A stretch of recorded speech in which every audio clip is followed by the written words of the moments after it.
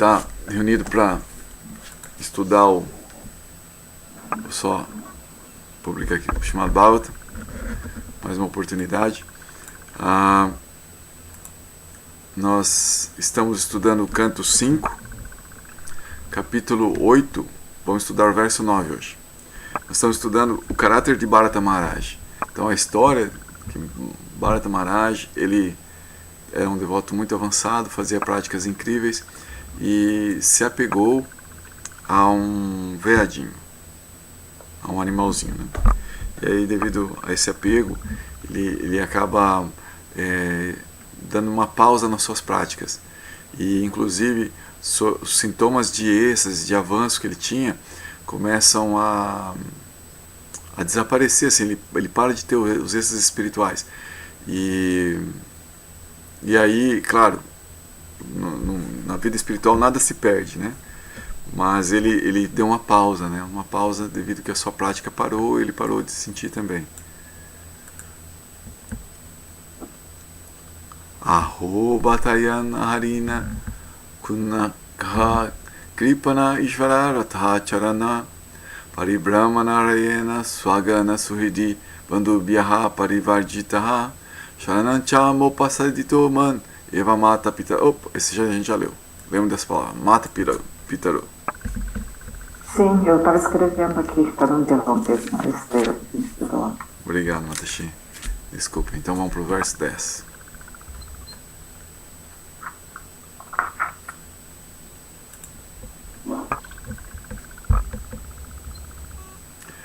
Nunam hi aryaha sadava upashama shilaha kripana suhida evam vitarte swartan api gurutaran upekshante.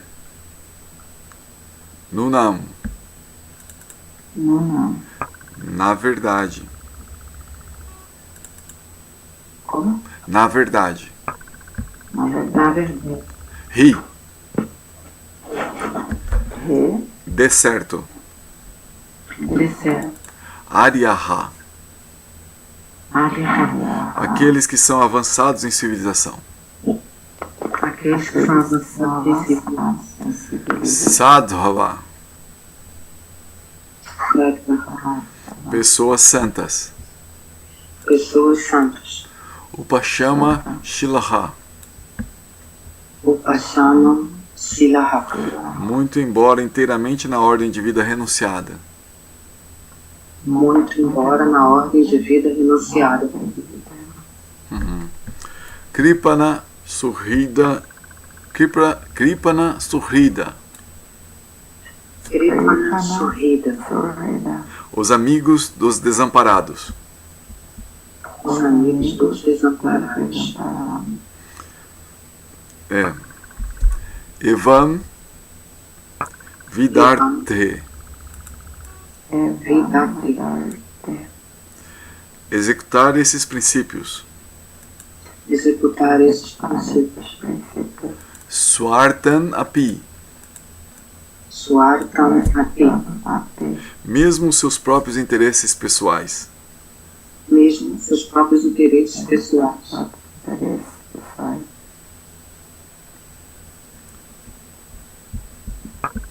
Só um minutinho, por favor.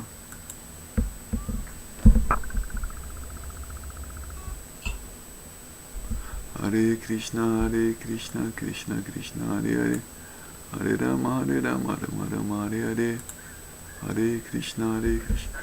Bom, Upekshante. Upekshante. Negligenciam. Negligenciam. Verso 10. Então, tradução e significado para sua divina graça, Srila Prabhupada. Srila Prabhupada. Mesmo quem está na ordem renunciada, sendo avançado, de certo sentirá compaixão pelas entidades vivas sofredoras. É claro que para proteger alguém que se rendeu, é preciso deixar de lado os próprios interesses, mesmo se forem muito importantes. Isso aqui, quem está falando isso, é Sukadeva Goswami ou é Bharata Maharaj? Não, isso aqui é Bharata Maharaj. Porque no verso anterior, começa assim: o grande rei Maharaj Bharata começou a pensar. Então daí tá como os pensamentos dele, né? São falas dele. Então aqui, mesmo quem está na ordem renunciada sendo avançado, de certo sentirá compaixão pelas entidades vivas sofredoras. É claro que para proteger alguém que se rendeu, é preciso deixar de lado os próprios interesses, mesmo se forem muito importantes. Comentário. Maya é muito forte. o primeiro comentário de Srila Prabhupada. Em nome da filantropia, altruísmo e comunismo, as pessoas sentem compaixão pela humanidade sofredora em todo o mundo. Os filântropos e altruístas não compreendem que é impossível melhorar as condições materiais das pessoas. De acordo com seu próprio karma, reserva-se a cada pessoa suas condições materiais, já estabelecidas pela administração superior. Elas não podem ser mudadas. O único benefício que podemos prestar àqueles que sofrem é tentar elevá-los à consciência espiritual. Não se podem aumentar ou diminuir os confortos materiais. Portanto, o Srimad Bhagavatam 1.5.18 afirma que Talabhyate Dukkavad Anyataha Sukham. Quanto à felicidade material, não é preciso esforçar-se para adquiri-la, assim como não é preciso esforçar-se para que surjam tribulações. Felicidade e dor materiais podem ser alcançadas sem que para isso empreguemos algum esforço. Ninguém deve importar-se com as atividades materiais. Se alguém é muito compassivo ou capaz de fazer o bem ao próximo, deve esforçar-se por elevar as pessoas à consciência de Krishna. Dessa maneira, pela graça do Senhor, todos avançam espiritualmente. Para que recebêssemos instruções, Bharata Maharaj seguiu esse seu caminho. Devemos ter muito cuidado para não nos deixarmos desencaminhar por eventuais atividades beneficentes conduzidas em termos corpóreos. Ninguém deve, sob hipótese alguma, abandonar seu interesse em obter o favor do Sr. Vishnu. De um modo geral, as pessoas não sabem disso, ou se esquecem disso. O resultado é que eles sacrificam seu interesse original, obter o favor de Vishnu, e se ocupam em atividades filantrópicas que visam ao conforto físico.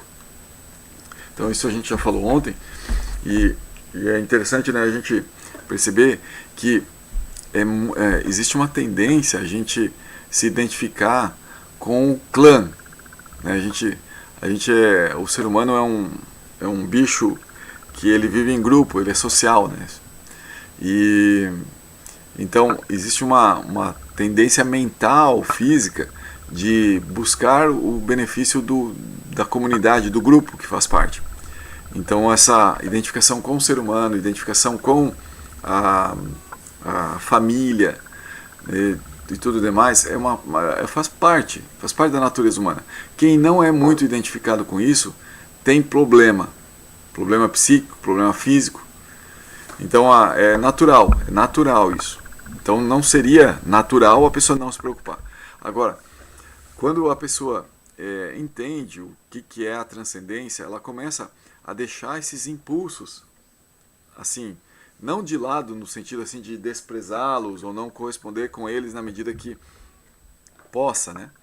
Mas ela releva isso ao sentido de obedecer mais o que é benéfico realmente para o ser e consequentemente para o corpo e para a comunidade, porque é tudo uma consequência, né, do benefício do ser, e passa a agir conforme esse benefício primordial. Esse é um diferencial que a inteligência humana consegue perceber. Então, muitos intelectuais percebem isso e, de certa forma, eles começam a ficar meio duros, meio rígidos, meio secos com relação a isso de ser compassivo com outras pessoas. Então, de certa forma, quando você lê esse comentário de Srila Prabhupada aqui, dá a impressão que os devotos são convidados a ter esse tipo de atitude também. Dá a impressão que os devotos são convidados a ser esses caras que fazem o que é certo, matematicamente certo, e deixam essa parte mais humana de lado. Se tornam meio como engenheiros, né? O pessoal que trabalha com ciências exatas, né? Não fica igual o pessoal que trabalha com humanas, né? Quando você vai fazer a faculdade, a academia, sempre tem essa diferença entre o pessoal das exatas e o pessoal das humanas. Depois que você faz a faculdade mesmo, você vê que o buraco é mais embaixo. Né? Mas assim, existe no começo uma ideia disso, né? Principalmente antes de fazer o vestibular, né? Eu sou mais de humanas, eu sou mais de exatas e tal, né?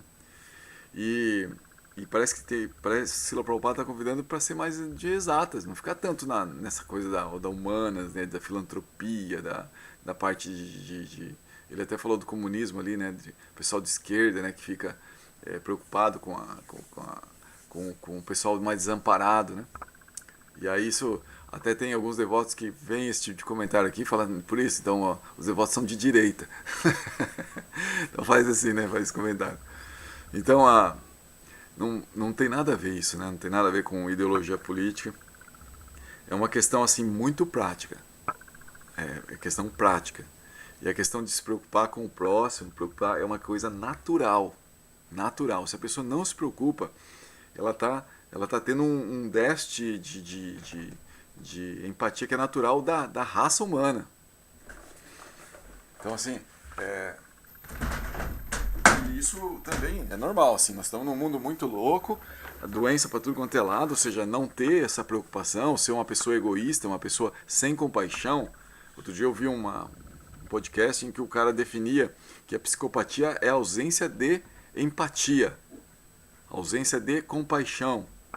Então, né, é normal o cara ser psicopata, normal hoje em dia. As pessoas são psicopatas e nem percebem que entraram nesse lance assim, de deixar de ter empatia. Ver a pessoa que tem o mesmo corpo que ela, passando por dificuldades que ela poderia estar passando também, ou seja, ela sabe o que é aquilo ali, porque só de observar ela meio que se dá conta. E ela não quer ajudar, não faz nada, né, para ajudar. Não faz nada e não se preocupa, né? Então, assim, essa atitude, ela é psicopata.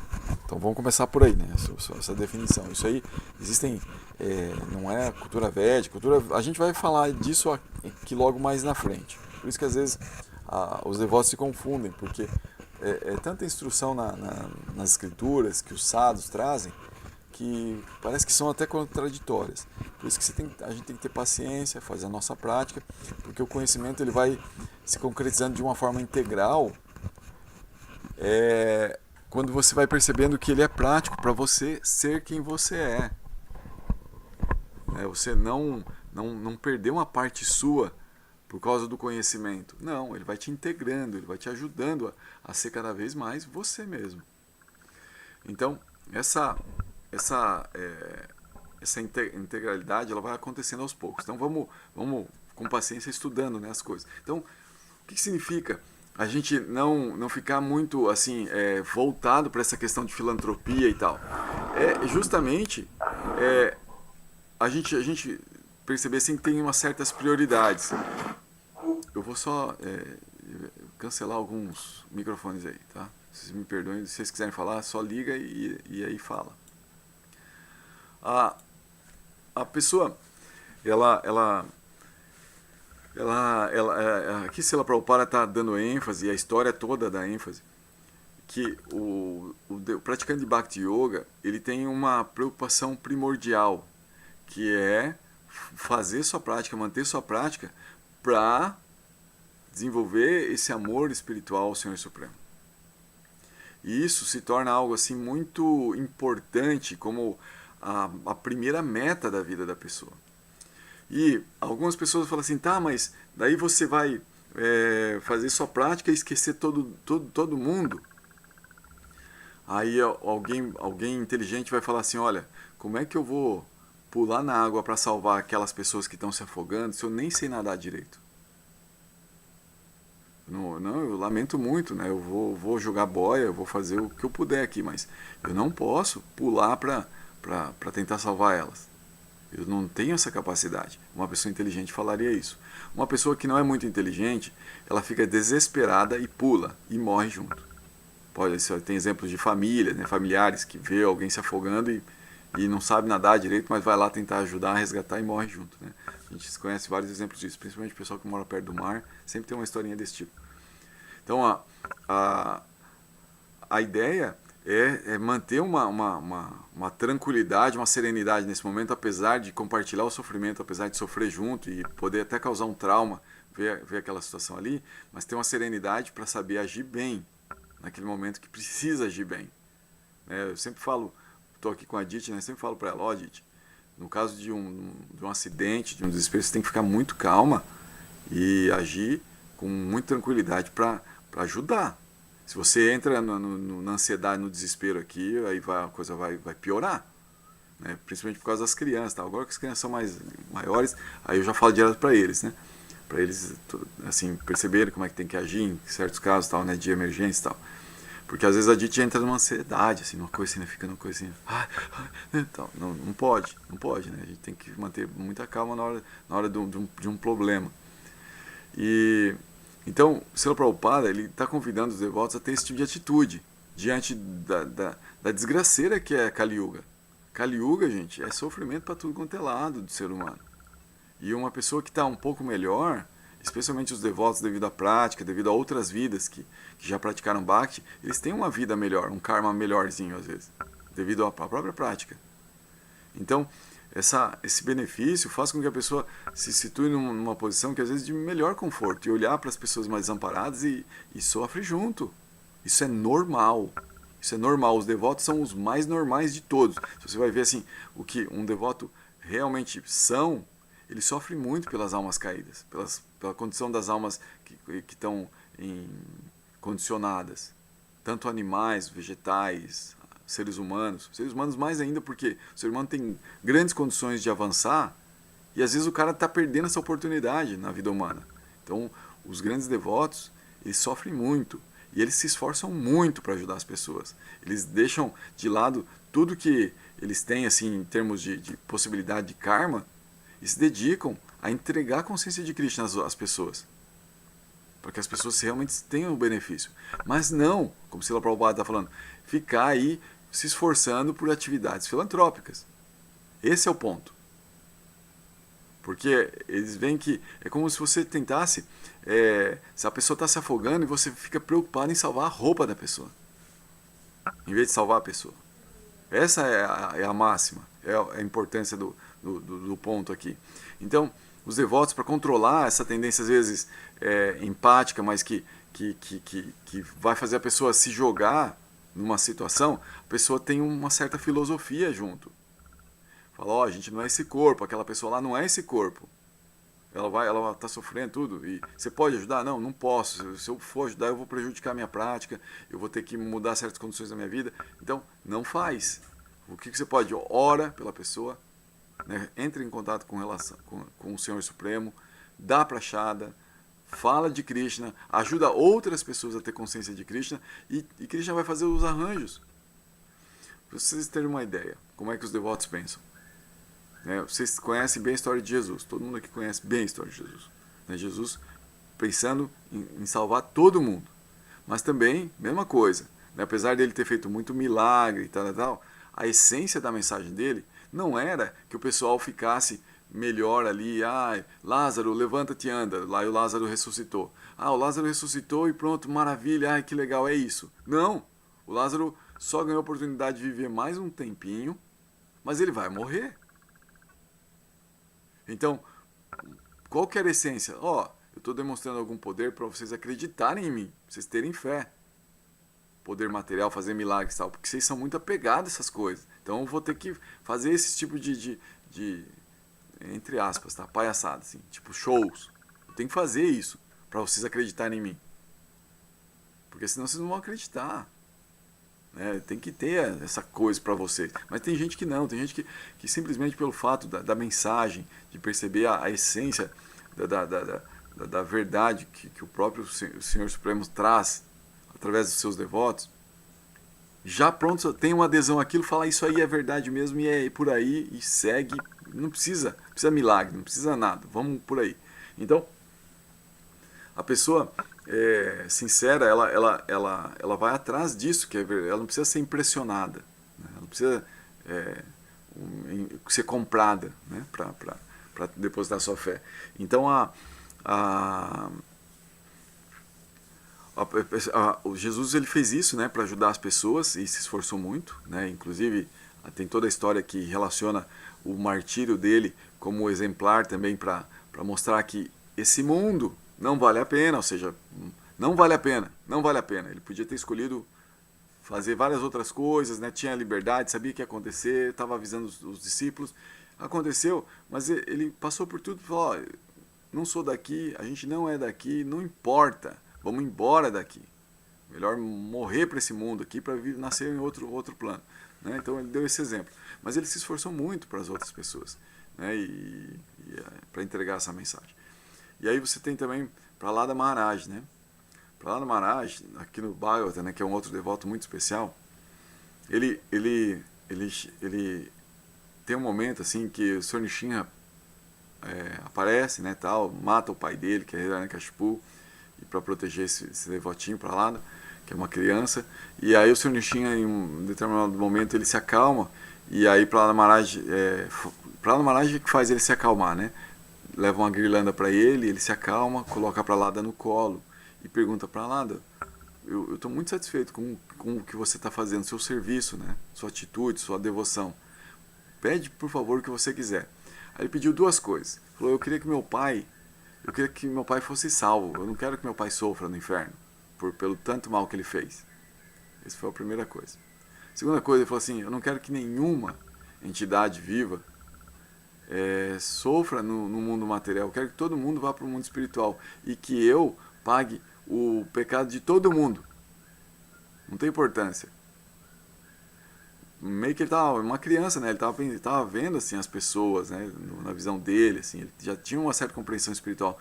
E aí ele naquela infância dele, né? Ele falou assim: eu quero todo mundo. Aí o Sr. Nishinra sorriu assim e falou: não, pela minha vontade todo mundo pode ser libertado agora mesmo, né? Devido ao seu desejo também. Então, os grandes devotos, eles querem libertar as pessoas, almas. E pelo fato de um devoto se preocupar com a gente já está com o jogo ganho. Você nem começou a jogar e já ganhou. Porque tem um devoto preocupado com você. E Krishna, então, devido para atender o desejo daquele devoto, vai te ajudar.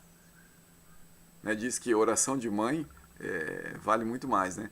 E é desse jeito mesmo, né? Os devotos, eles oram como se fossem mães, né? Para as outras pessoas, pedindo para Krishna ajudar as outras pessoas. Claro, Krishna não vai ficar aí também, às vezes ele força a barra mesmo, né? Mas a tendência dele é deixar as pessoas escolherem os seus caminhos, né? Apesar de o devoto também querer nosso bem, querer que a gente leve vida espiritual, querer que a gente seja avançado espiritualmente, Krishna vai ficar pendente da gente. A gente lembra de cantar Hare Krishna porque não é nem porque a gente queria cantar Hare Krishna, é algum devoto que está pedindo para Krishna lembrar da gente. A gente lembra, Krishna, Krishna, Krishna, porque Krishna está pensando na gente. Aí a gente começa a cantar Hare Krishna. Não é que parte da gente mesmo. Não, é que eu sou um grande devoto, eu fico sempre lembrando de Krishna. Nada. Tá em Maya, mais em Maya que... Mas aí, devido ao carinho, à preocupação de um devoto, a Krishna vem nos dar essa possibilidade, né? Então os devotos, eles sempre estão preocupados e muito preocupados com os demais. Mas essa preocupação, ela vai no sentido de preocupar com a alma mesmo, não com o corpo. Mas dá tanta dó que a pessoa sofre, que tem gripe, que tem Covid, que tem câncer, que tem... Pode ter o que for, está pagando karma. E aquilo ali faz bem para a pessoa até. Como assim você pode dizer isso? Faz bem, faz bem. Os nossos irmãos espíritas, eles super sabem disso. Por causa do karma. A lei do karma está ali para ajudar a pessoa a entender algo, a compreender algo, melhorar algo. Então, se a pessoa ela reconhece essa parte, né, e vai atrás do benefício de sua alma, ela pode estar morrendo. Se ela pensar em Deus no momento da morte, pronto, acabou o mundo material para ela. Ela vai para o mundo espiritual. Assim de simples. Então, para que tanto esforço para ficar aí melhorando o conforto material de uma pessoa? Então, é muito simples. É muito simples esse conceito, né? É isso que Srila Prabhupada está falando. Mas é importante a gente respeitar a nossa empatia e só a gente direcionar essa empatia. E se nós não temos empatia, a gente tem que tomar cuidado. A gente tem que tomar cuidado porque isso faz parte de uma doença. Isso quer dizer que nós estamos doentes, que nós não estamos numa consciência, numa saúde material que corresponde, que deveria estar. Então isso também é importante, assim, para o devoto é sempre importante ter saúde, né? Então se uma pessoa não tem empatia pelo sofrimento dos outros, e aí de repente, eu sou de direita mesmo, isso aí, sei lá, Prabhupada, tal, e não adianta ficar sofrendo aí, mas não sente nada, tá doente. E não adianta se justificar em direita, esquerda, não adianta nada, tá doente, né? Então a pessoa tem que, ela precisa cuidar desses aspectos que são materiais, são temporários também, mas que favorecem uma prática adequada. Então, senão pode ter um desvio também. A pessoa, o devoto vai ficando assim, só focado nas escrituras, na sua prática, e aquela parte de si que não sente, a pessoa faz questão às vezes de não sentir mesmo, né? Então é como se uma parte de si morreu por N questões, que às vezes a pessoa quer matar uma parte sensível de si, né, que justamente tem essa empatia. Ela pode ter vários motivos aí no seu karma para querer isso, mas pelo menos no nosso processo aqui, a ideia é chegar inteiro, e não só inteiro, com assim incrivelmente potencializado em tudo que nós temos para entregar ao Senhor Supremo. Ou seja, quanto mais de nós e melhor de nós para entregar para o Senhor Supremo, melhor. Essa é a ideia. Assim, se tornar uma pessoa bonita, íntegra, para entregar isso ao Senhor Supremo. Então a saúde também conta nesse lado, né? Você está cuidando do seu corpo para entregar ao Senhor Supremo, para fazer um serviço ao Senhor Supremo. Então a empatia faz parte. Agora, essa empatia ela deve ser bem dirigida, ela deve ser bem direcionada, especialmente nisso que Srila Prabhupada sempre faz ênfase, preocupar com a vida espiritual das entidades vivas, todas as entidades vivas. Não é só os seres humanos, os animais, os vegetais também. Gente, vocês têm alguma pergunta, algum comentário?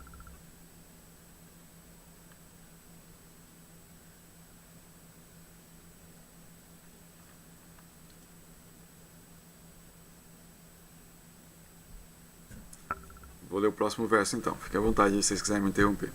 Verso 10. Bharata Maharaj pensando ainda. Mesmo quem está na ordem... verso 11. Devido ao apego pelo veadinho, Maharaj Bharata deitava-se com ele, passeava com ele, banhava-se com ele e até mesmo comia com ele. Assim seu coração ficou atado à afeição pelo veadinho.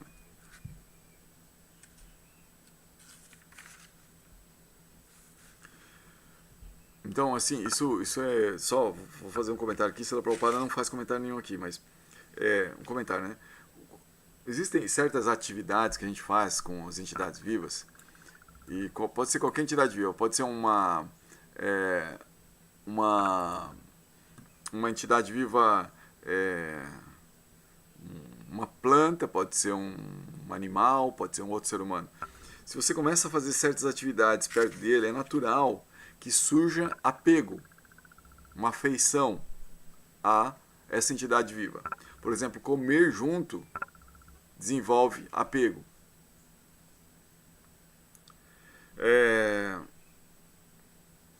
Essa coisa de deitar, né? Imagina, deitar também deve gerar apego, né? Imagina, se a pessoa se apega até uma almofada, imagina o que é deitar com uma pessoa, um animal, né? Banhar-se com ele, então passear com ele, ou seja, são todas atividades que desenvolvem apego. Então, na medida que a gente faz essas coisas com outras entidades vivas, a gente vai naturalmente desenvolver apego por essas entidades vivas. Isso é bem importante, assim. Isso é natural, tá? Então, se você não quer ter apego por alguém que você come junto e tal, então tem que mudar de lugar. Verso 12. Quando desejava entrar na floresta para colher grama cuxa, flores, lenha, folhas, frutas, raízes e pegar água, Maharaj Bharata temia que os cães, chacais, tigres e outros animais ferozes pudessem matar o veadinho. Portanto, ao entrar na floresta, ele sempre levava consigo o veadinho. Significado. Nessa passagem descreve-se como Maharaj Bharata passou a sentir a maior afeição pelo veado. Devido à sua afeição por esse animal, mesmo uma personalidade tão elevada como Bharata Maharaj, que alcançara a afeição amorosa pela Suprema Personalidade de Deus, caiu de sua posição. Consequentemente, como veremos em sua próxima vida, ele teve que aceitar o corpo de veado.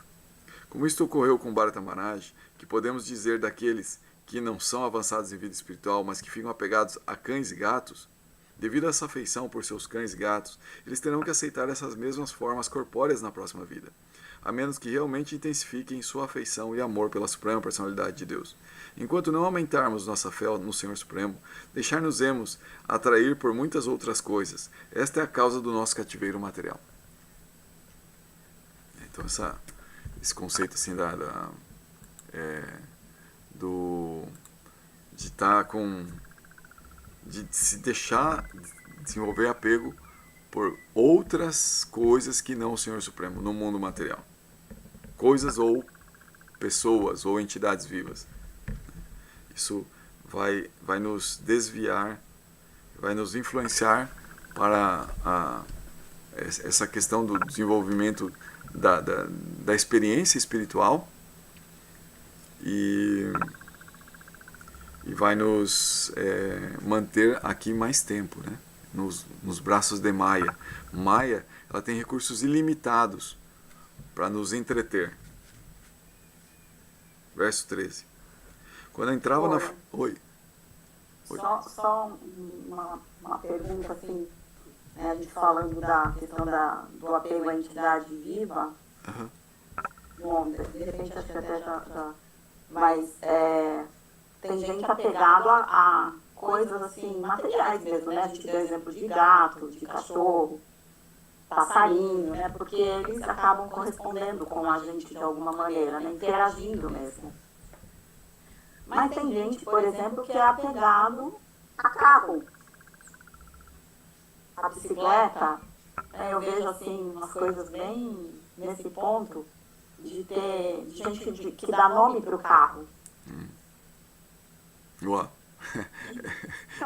Eu não conheço ninguém assim, mas eu acho que sim, deve ter mesmo. Assim, gente que coleciona, né, carros e assim, ou coleciona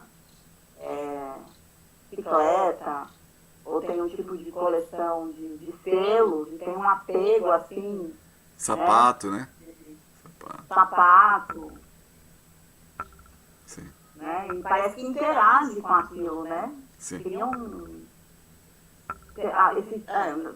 aqui, na televisão esses dias atrás, passou um programa holandês até, um senhor que ele mora na França e ele foi entrevistar um senhor que coleciona vinho. Ele tem até o vinho da época de Napoleão Bonaparte. Uau. E ele criou um subsolo, assim, né, uma adega subterrânea. E aquilo ali é a vida da pessoa. E tem coisas que ele colocou nome. Uhum. E ele trata aquilo como se fossem pessoas, assim, sabe? Como se fossem entidades vivas até. Sim. E assim, nossa, né? E aí, gente, como que fica essa pessoa assim, né, depois? Nesse patamar. Porque, né, a gente, de repente, a gente fala assim, mas a gente tem uma interação com uma outra entidade viva, que é um animalzinho, então a gente tem aquela afeição, né? E até quando a gente, né, por exemplo, eu vou dar um exemplo aqui, que às vezes eu estava com a comida, fazendo a comida e estava pronta, e eu chamava assim, vem comer, né, pro meu marido, vem comer. Aí a gata descia. Pra comer também, né? Então, quer dizer, é uma interação assim, que eu comecei a falar, mas eu não chamei você, né? E ela descia. Na hora que eu falava, vem comer, ela descia. Então, né, aí você fala, bom, é uma entidade viva que está interagindo ali, mas quando você se apega, né, a um objeto estático, inerte, isso é assustador até, né? Mas é muito comum, Eliana. É muito comum isso, muito comum. A entidade viva, ela tem a gente, né, como diz a definição, né, da natureza da entidade viva condicionada, que ela é, segundo a cultura védica, tatasta, né, ela é marginal. Ela é uma energia que está entre a matéria e a transcendência, a energia superior espiritual. Então é uma energia limiar. Devido a essa característica limiar, nós podemos tanto... Imagina uma bordinha assim da margem do rio, sabe? Quando você se você vai no detalhe assim, como você vai dando um zoom na margem do rio, zoom, zoom, zoom, zoom, aí você chega num ponto ali que você não sabe se você está na areia da margem ou se você está na água. Sabe assim? Bem no detalhe, assim, no zoom. Você não vai saber, você vai meio que perder essa identificação assim, aonde que será que está aqui? Isso aqui é de um lado ou de outro, bem no ponto ali. Então, o Tatasta, nós como entidades vivas, nós temos a tendência a nos identificarmos com a matéria ou tendência de nos identificarmos com a energia superior. E aí, é como a gente está falando, né? Maia, ela vai fazendo artimanhas para nos atrair, para nos identificarmos com a matéria. Por exemplo, a gente, igual você falou, né? A gente está atraído por entidade viva. Claro que sim. Né? Assim, no sentido de você vê um corpo bonito, né? Uma pessoa bonita, né? Eu ver uma pessoa bonita e falar, nossa, que pessoa bonita e tal. E atraente, né? E aí, só que se a pessoa, aquela alma que está naquele corpo, né, bonito, que a gente achou bonito, deixar aquele corpo, aí você fala assim, agora tá ali, né, branquinho, duro ali, né, morto, não acho mais tão bonito. E perde a atração, né? Então isso, de certa forma, é uma atração saudável, né? Que é a atração pela entidade viva que está lá dentro do corpo. Pela essência. Né? Mas Maia, ela faz a gente esquecer que a gente está atraído pela essência. A gente se apega à parte externa. Só que daí o que acontece? Maia vai atraindo a gente assim, até que a pessoa começa a desenvolver doenças mesmo. Ela, em vez de ir nesse sentido de ser atraído pela consciência que está por trás de tudo, ela começa, vai ficando cada vez mais grosseiro o materialismo da pessoa devido à influência de Maia, e tem uma hora que a pessoa ela despreza as entidades vivas e ela só se apega à parte externa mesmo. Só a parte externa, só a parte grosseira, a parte material. E aí a pessoa realmente começa a ficar totalmente enferma, assim. Daí ela, é como a gente falou, perde empatia, perde noção de tudo, assim. E começa a ficar só na parte material. Então a Maia, ela vai provocando isso, né? Ela vai provocando isso. A entidade viva vai se deixando levar até que ela se identifica cada vez mais e mais com a matéria. É uma doença, mas é uma doença que começa no espírito, né? É uma doença espiritual mesmo. Realmente. É porque é bem impressionante. Essa do Senhor do Vinho me impressionou bastante, porque inclusive ele disse que ele preferia, né, a coleção dele do que a esposa. Uau! Caramba, imagina a mulher escutar um negócio desse. Caramba. Ele se separou, ele sozinho. Ele vive sozinho, caramba. Claro, a mulher depois de escutar uma dessa, né? Ou perceber isso. Não, ele preferia a coleção dele lá do carro. Não, e olha, não é só ele não. Tem vários caras aí que se separam da esposa porque prefere o carro, prefere, né? Sei lá, prefere o iate, prefere, sei lá, tantas coisas, né? Prefere a sua droguinha, sua maconha, sua cocaína, né? Sei lá, tanta coisa, né? Que a matéria, então por isso que a matéria, a Maia, ela vai fazendo, né, a matéria ficar atraente, assim. A pessoa tem que tomar muito cuidado. Somente assim fortalecendo essa parte espiritual que a pessoa consegue sair desse materialismo doentio, né, que é mórbido, assim, mórbido mesmo. Obrigada. Obrigado a você. Matashi Maniwanjari, por favor. Vocês estavam falando sobre isso, né? E eu estava pensando que essa semana eu comecei aqui a arrumar o meu armário. Uhum. Nossa, que dificuldade de jogar coisas fora, sabe? Uhum. Eu falei assim, não, eu quero ser mais minimalista, né? Essa coisa da moda agora, né? Minimalismo e tal. De vez em quando assisto algum videozinho e tal. Uhum. E na casa que eu trabalhei, a moça lá ela fazia esse tipo de coisa, né, assim, minimalista, né, simplificava bem, mas na prática mesmo, ela bem reduzida a quantidade de coisa na casa como um todo. Inclusive para arrumar, né, e tudo mais, era muito mais fácil, mas muito mais. E eu falei assim, não, vou começar a ver se eu consigo praticar isso, né. Nossa, que dificuldade que eu senti em jogar fora, em falar assim, isso aqui já passou. Aí fica assim, ai, nossa, lembrança, esse negocinho aqui na festa do fulano que eu fui, vou guardar. Ai, jogo fora. Olha, estranho pra caramba. De sentir assim, sabe, uma dificuldade tremenda. Estou aqui falando assim muito verdadeiramente para vocês, sabe? E assim, eu fiz assim, a limpeza, mas pouquíssima coisa eu consegui me desapegar e jogar fora e separar para dar, sabe? E eu falei, meu Deus do céu, estou muito longe, né, de... Então é uma coisa muito séria, esse negócio de apego, né? E são coisas, como a Eliana mesmo estava falando aí, coisas materiais, né? Papelzinho escrito um bilhete que uma amiga escreveu para mim, sei lá, em 1900 e nem vou falar aqui porque... Era A 1900, não, gente ficou, já fazem 20 anos que meu foi Deus, 1900.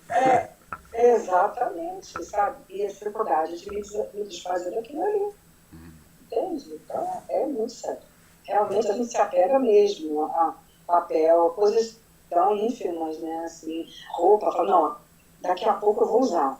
Não, não vou jogar esse vestido fora, porque de repente surge uma oportunidade, uma coisa, eu não vou ter roupa, e como é que eu vou? Na loja caríssima. Então eu vou guardar esse negócio aqui, olha, já tem mais de 10 anos que está guardado. Eu não usei.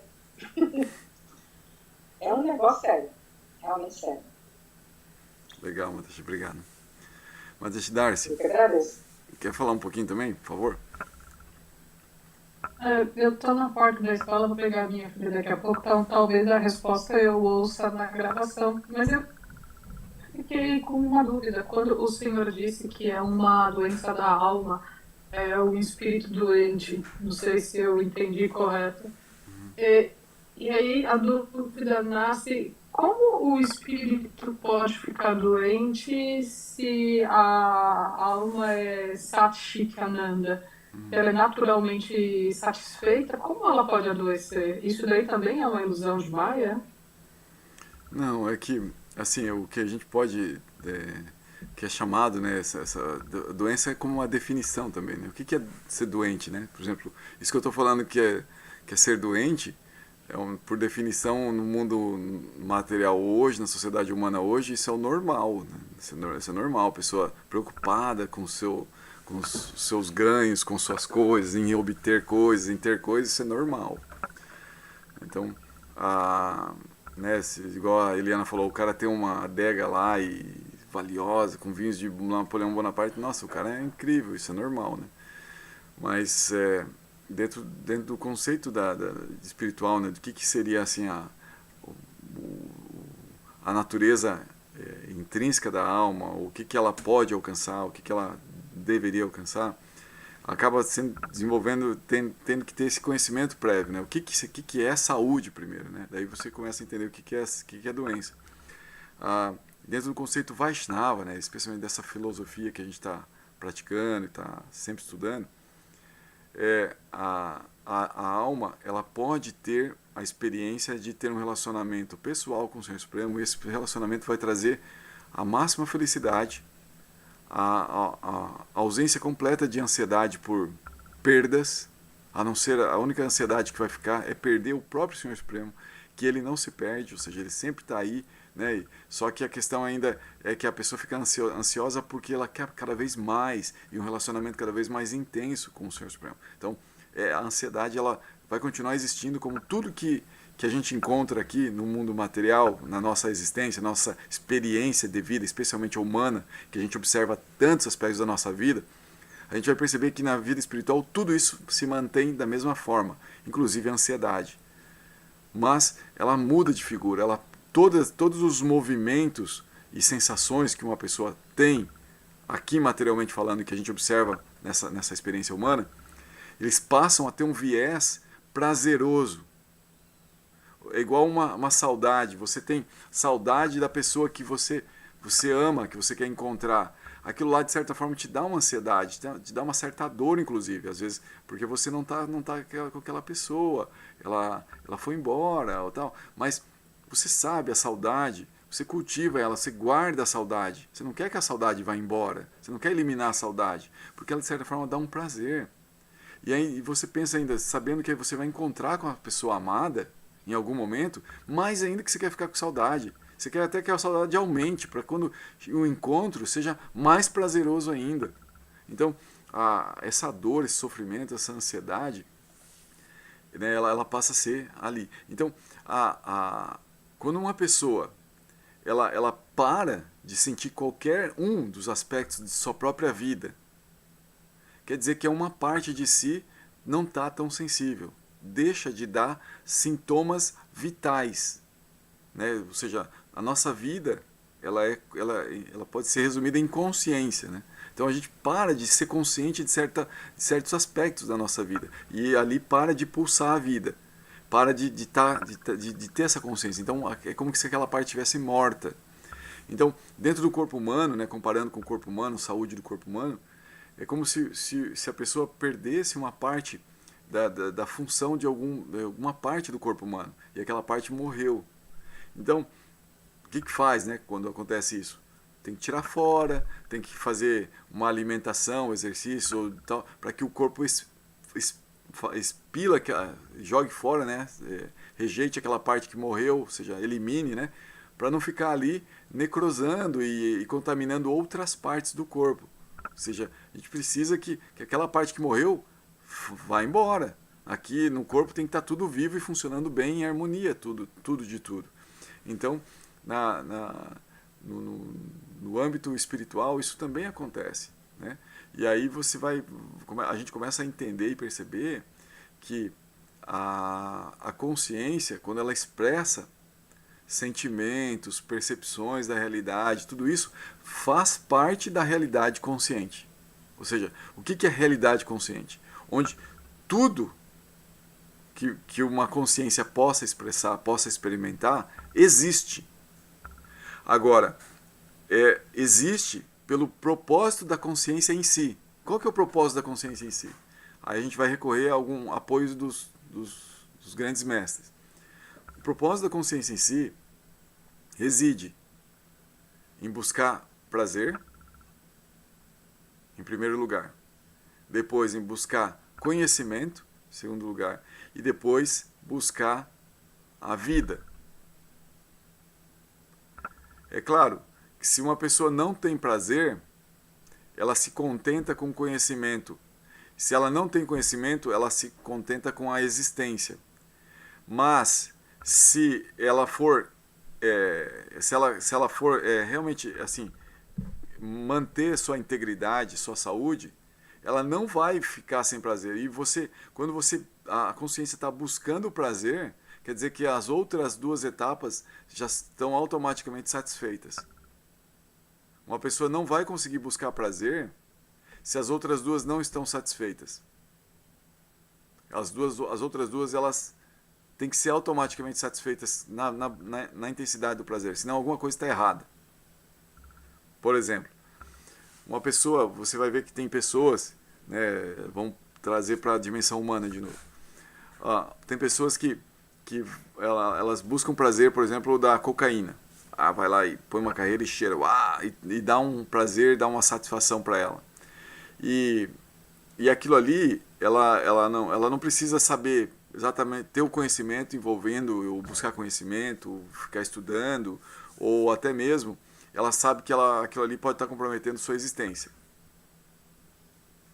Acho que a cocaína não seria o exemplo, mas um crack, por exemplo, né? A pessoa diz que sente um êxtase no crack, que é incrível, né? Então a pessoa sente lá um êxtase no crack que dura pouquinho, mas é tão paulado, é tão incrível, que a pessoa quer fazer de novo. E aí a gente daí conhece, né, o pessoal que a gente já viu, pessoas que usam crack, as pessoas vão se tornando tipo um zumbis, assim, a pessoa vai meio que deixando vários aspectos de cuidado com a saúde, cuidado com o seu corpo, cuidado com relacionamentos sociais, para ficar focada em obter mais uma vez esse prazer que o crack traz.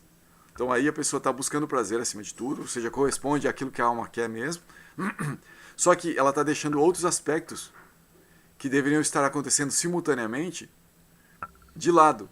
Então daí ela apresenta um comportamento completamente doentio. Isso a gente percebe, né?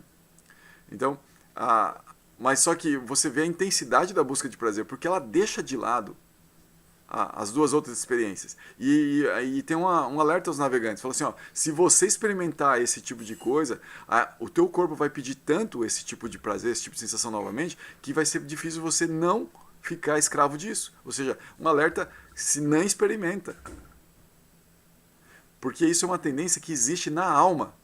Não é o corpo só, é na alma. Essa intensidade, essa busca pelo prazer. Só que daí o corpo, ele sente esse contato com o prazer tão intenso que ele fica focado nisso. E dessa forma também acontece com a vida sexual. A vida sexual dá muito prazer.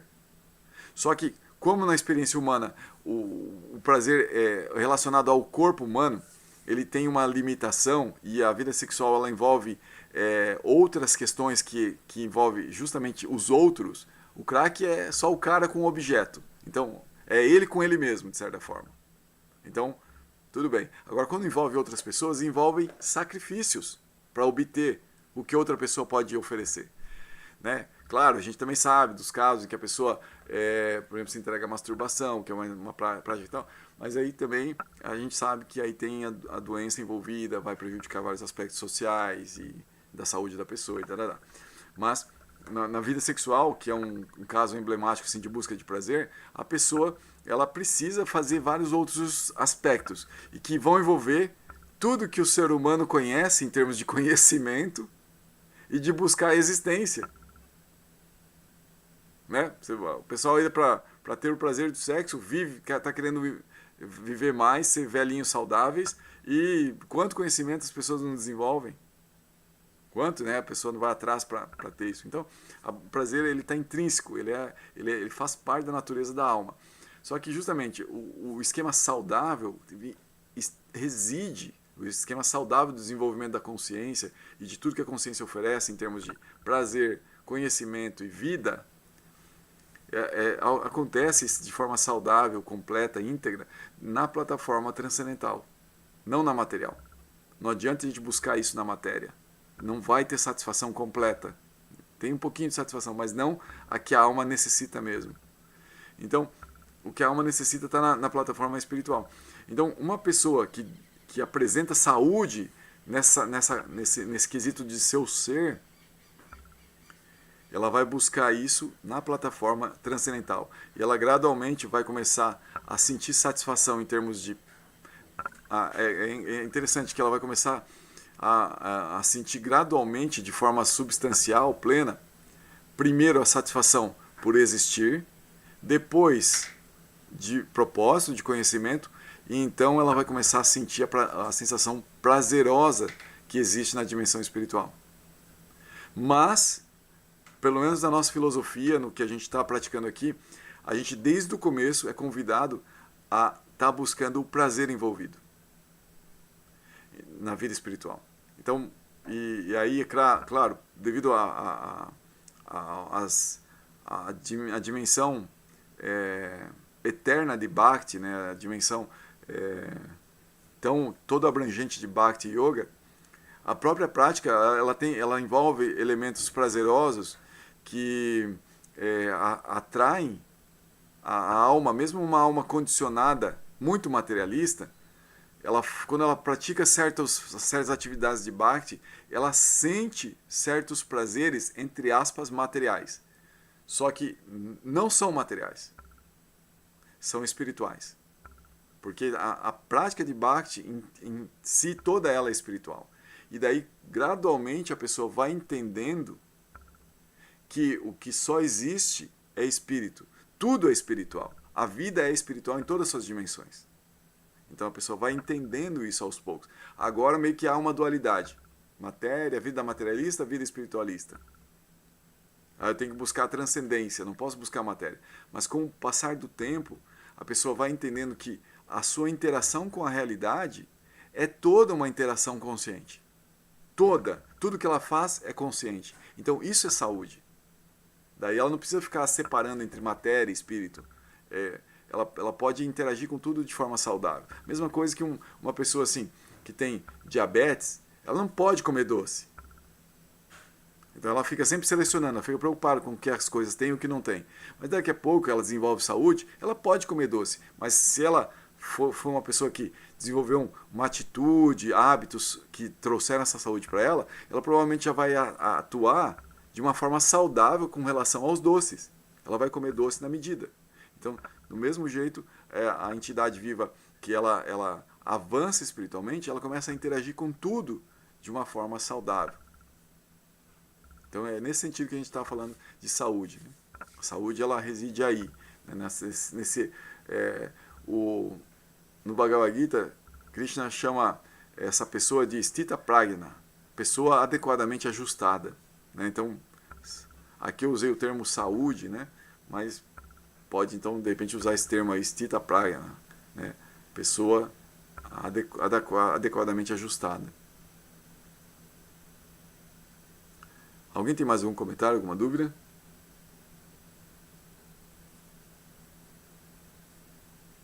Para boa, tem uma coisa para falar, né? Sim. Que a Madonna está aqui, né? A Madonna está aqui do meu lado. Sério? Pois é, né? Sério, pertinho, pertinho. No Copacabana Palace, né? Que é um hotel muito luxuoso, né? Muito antigo. E aí eu era muito fã dela, né?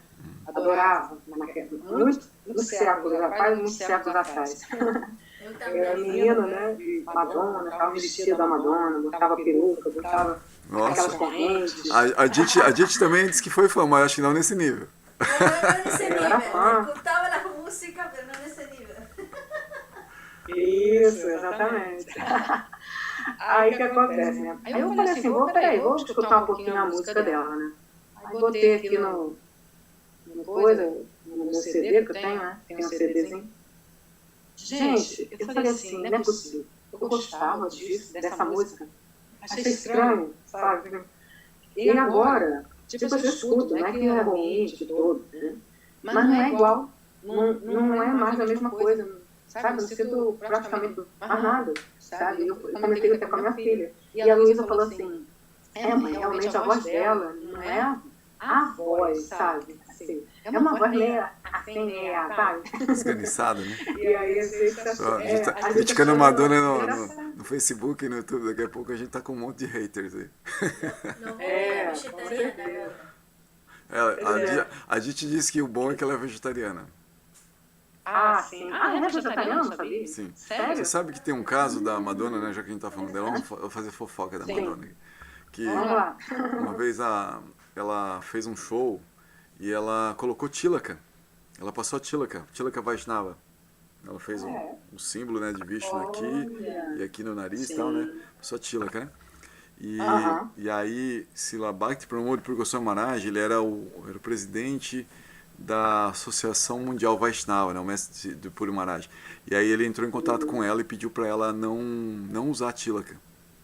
Explicou um pouquinho, né, do que significa, né, e tal, e aí para dizer assim que não era por ali, né, assim, tipo, apesar de ser auspicioso, né, e talvez ela quisesse ela encontrou algum devoto que explicou para ela, né, qual que era da Tilaka e proteger e tal, né, ela tá ali protegida e tal, né, e os artistas meio que eles podem tudo e tudo fica bonito, tudo fica engraçado, tudo fica legal, né?